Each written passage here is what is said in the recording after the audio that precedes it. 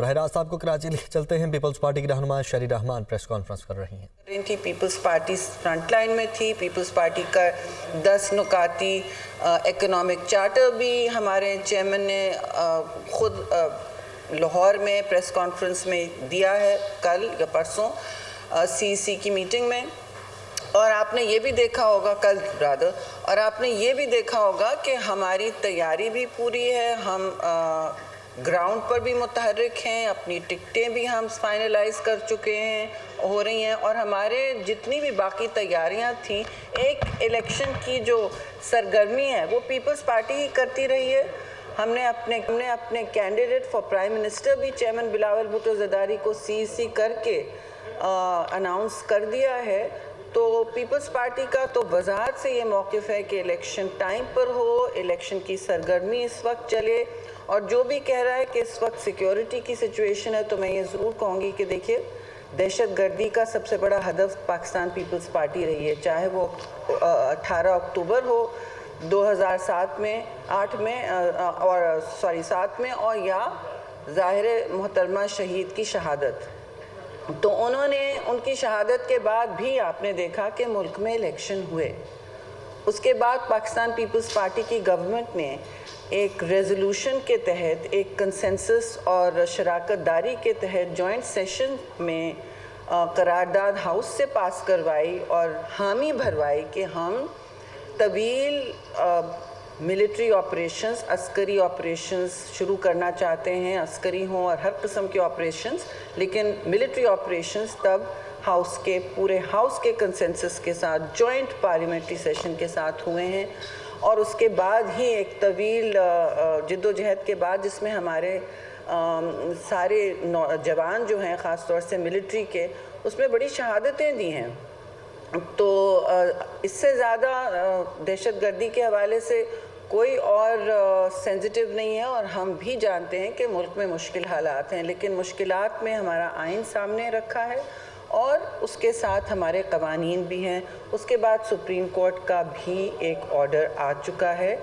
اب ہمیں آگے ہی بڑھنا چاہیے، کیونکہ ملک میں ایک بے یقینی کی پھر فضا شروع ہو جاتی ہے۔ میں بھی نکلی تھی اسٹاک مارکیٹ، پھر گری کہ یہ ریزولوشن نکلا ہے۔ ہمارا اس میں کوئی ہاتھ نہیں ہے۔ جی تھینک یو۔ اور آپ نے جو سوال پلیز کنڈکٹ کریں، ایک کر اس ایشو پر پاکستان پیپلز پارٹی اپنے موقف کو بیان کرتی آ رہی ہے، تو کیا آپ کے اس سینیٹر کو بالکل پتہ نہیں تھا بہمت کو، یا تو آپ جب سینیٹر بنانے جاتے ہو تو پھر نظریاتی ورکرز کو یا پھر فراموش کرتے ہو، یا پھر ایسے لوگوں کو پوری بات سنیں سینیٹر منتخب کراتے ہو جن کو اپنی پارٹی کی پالیسی کا پتہ بھی نہیں؟ بہمت نے جس انداز میں بیان کیا وہ اس موقف کو دہرا رہے تھے جو قرارداد پیش کرنے والوں کا موقف تھا۔ نمبر 2، دوسرا میرا یہ سوال ہے، کیا پاکستان پیپلز پارٹی پر یہ الزامات عائد کیے جا رہے ہیں کہ بلوچستان حکومت کے اصول کے لیے پیپلز پارٹی نے اپنے تمام جو اصولی موقف ہے، جو نظریاتی موقف ہے، اس کو ایک طرف چھوڑ دیا ہے،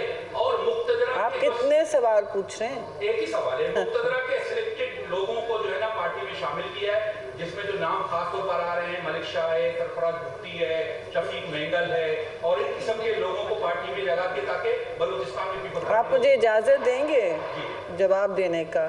مطلب بالٹی میں سے ہر سوال بے شک آپ نکال لیں، کوئی پیچھے نہیں ہٹ رہا ہے۔ دیکھیے جہاں تک آپ نے سینیٹرز کے منتخب ہونے کی بات کی، تنگی صاحب ایک ورکر ہی رہے ہیں، ہمیشہ سے ہمارے کے پی کے علاقے سے، مردان اور ان علاقوں سے وہ کارکن رہے ہیں، وہ کہیں اشرافیہ سے نہیں اٹھ کے آئے ہیں، تو کارکن ہی کو ہم موقع دیتے رہے ہیں۔ کچھ اپنی دانشور کو بھی، دانشمند کلاس کو، ہماری پیپلز پارٹی واحد پارٹی ہے جہاں ہم نے مائنورٹیز کو بھی پریویلیج کیا ہے اور خواتین کو سامنے لائے ہیں، مائنورٹیز کو سینیٹرشپس دی ہیں، جس طرح اور بہت ساری دی ہیں۔ دالت کلاس میں بھی جو آپ نے بات کی گئی ہے، ہم نے پیپلز پارٹی نے ہمیشہ کارکن کو ترجیح دی ہے، چاہے سینٹ ہو یا دوسرے الیکشنز ہوں۔ اور جہاں تک آپ کہہ رہے ہیں کہ جی مقتدرہ کے لوگ آ رہے ہیں، سوری بھیا، مقتدرہ بھی اب جگہ ڈھونڈ رہی ہے۔ بڑی مین سٹریم پارٹیز جب الیکشن میں جانا شروع کرتی ہیں اور اپنے جھنڈے گاڑتی ہیں، تو اس وقت جو صورتحال ہے، لوگ سیاسی گھر ڈھونڈ رہے ہیں کہ نہیں، یہ صرف بلوچستان کی بات بھی نہیں ہے, ہر جگہ یہ ہو رہا ہے کہ لوگ اپنی اپنی لیننگز کے مطابق, اپنی اپنی سوچ کے مطابق جا رہے ہیں پارٹیز میں الگ الگ. وہ سمجھ رہے ہیں کہ ان کو ایک بڑی چھتری چاہیے, اور جہاں تک زرداری صاحب کی سیاست ہے اور ان کی ایک مشاورتی عمل مشہور ہے دنیا میں, وہ جہاں بھی جا رہے ہیں وہاں ہمارے لیے جوائننگز ہو رہی ہیں. تو ہمارے لیے جوائننگز ناجائز ہوتی ہیں, دوسرے کے لیے جائز, ایسا تو نہیں ہوتا. لیول پلینگ فیلڈ ہی ہوگا نا. جی بتائیے گا کہ یہ وہ کون لوگ ہیں جو بار بار کوئی نہ کوئی شیشہ چھوڑ رہے ہیں کہ الیکشن ڈیلے ہو جائے؟ کیا آپ سمجھتی ہیں کہ جو نگران وزیر اعظم ہے, جو نگران سیٹ اپ ہے, وہ اپنے اقتدار کو طول دینا چاہتا ہے, اپنی حکمرانی کو, یا کوئی اور مقتدرہ قوتیں بھی ہیں؟ دیکھیں, یہ تبصرہ تو آپ خود بہتر مجھ سے کر سکتے ہیں کہ کہاں سے یہ سوال جواب آ رہے ہیں. وہ سینٹ میں تو ایک دوسرے سینیٹر نے یہ موو کیا ہے قرارداد. اگر ہم نظریاتی نہیں ہوتے تو شاید یہ پریس کانفرنس نہیں ہو رہی ہوتی. ٹھیک ہے جی. اور میں یہ آپ سے وضاحت سے کہنا چاہوں گی کہ کوئی اس میں کنفیوژن نہیں ہے کہ راستہ سامنے کیا ہے, اور ملک مشکلات اور بحرانی کیفیت سے گزر رہا ہے. خاص طور سے اقتصادی جو لوگوں کے صورتحال ہے اس وقت, لوگوں کے جیبوں پر ڈاکہ ڈل رہا ہے, انفلیشن, افراط زر, بے روزگاری, انہی کے خلاف ہماری جد و جہد ہے اور انہی کے خلاف ہم کام کر رہے ہیں.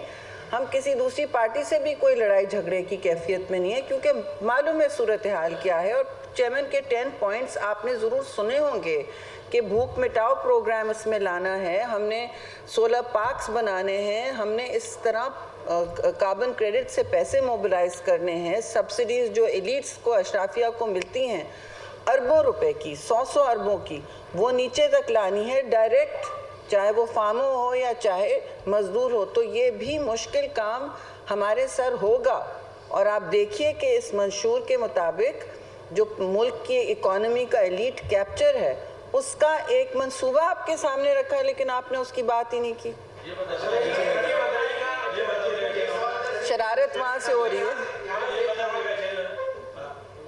کچھ دن پہلے زرداری صاحب نے چیئرمین سینٹ میں ایک لقمہ دیا تھا کہ فیض چلے گئے, اب تیرا کیا ہوگا.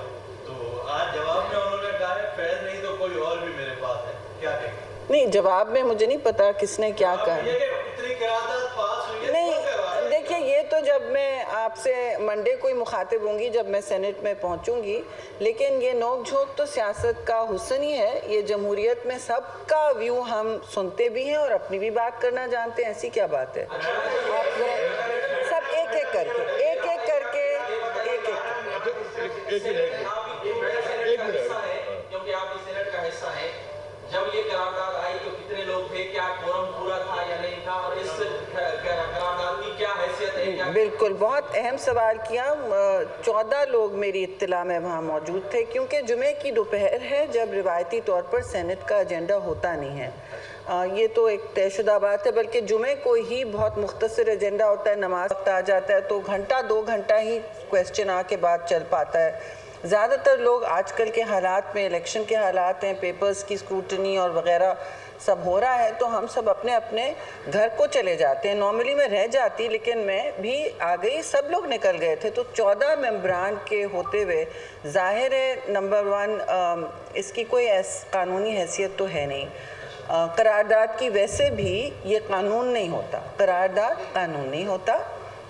یہ اس میں ہاؤس کی جو لوگ وہاں موجود ہیں ان کی ول کا انٹینشن پتہ چلتا ہے, لیکن اس ول کا بھی ایکسپریشن تب ہو جب پورا ہاؤس وہاں موجود ہو کسی کورم میں, اور اس وقت کورم بھی نہیں تھا. جی ٹھیک ہے, ان کا سوال بھی پورا ہو گیا. Thank you very much G.